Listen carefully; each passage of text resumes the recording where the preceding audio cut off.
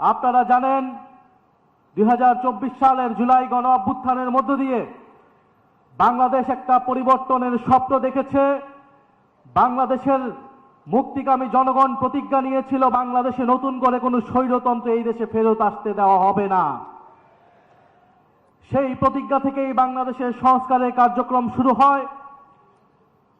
5ই আগস্টের পর থেকেই প্রতি পদে পদে তৎকালীন বিএনপি সেই সংস্কার কার্যক্রমে বাধা দিয়ে এসেছিল। একটা পর্যায়ে তারা বাধ্য হয়ে ঐক্যমত কমিশনে আসে, কিন্তু ঐক্যমত কমিশনে এসেও প্রত্যেকটা গুরুত্বপূর্ণ সংস্কারে তারা নোট অফ ডিসেন্ট, অর্থাৎ তাদের বাধা, তাদের অসম্মতি তারা জানিয়ে এসেছে।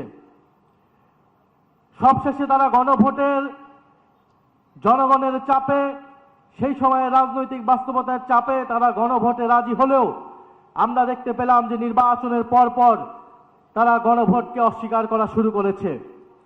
যেই বিএনপির জন্ম হয়েছিল গণভোটের মাধ্যমে, সেই বিএনপি আজকে জুলাই গণ অভ্যুত্থান পরবর্তী গণভোটকে অস্বীকার করছে।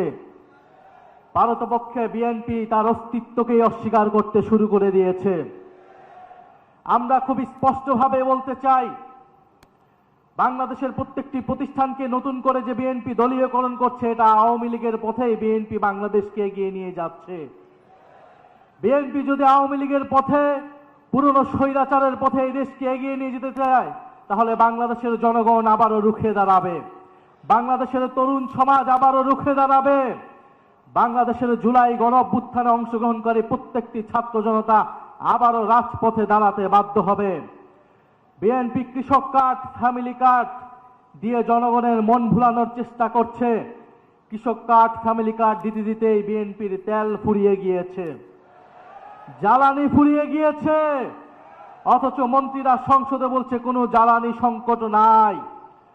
বাস্তব সমস্যাকে অস্বীকার করছে, অর্থনৈতিক সমস্যাকে অস্বীকার করছে, দেশে আইন শৃঙ্খলার যে ক্রমান্বয়ে অবনতি হচ্ছে সেটাকে অস্বীকার করছে বর্তমান সরকার।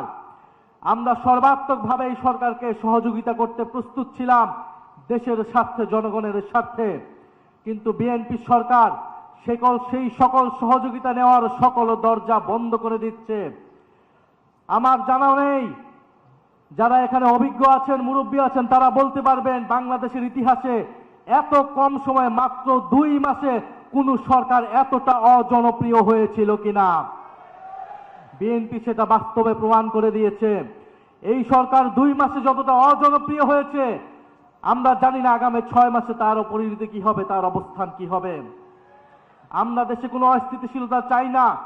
আমাদের দাবি একটাই, গণভোটের গণরায় বাস্তবায়ন করে জুলাই গণ অভ্যুত্থানকে প্রকৃত সম্মান দেওয়া, জুলাই শহীদ পরিবারকে প্রকৃত সম্মান দেওয়া, আহত যোদ্ধাদের প্রকৃত সম্মান দেওয়া।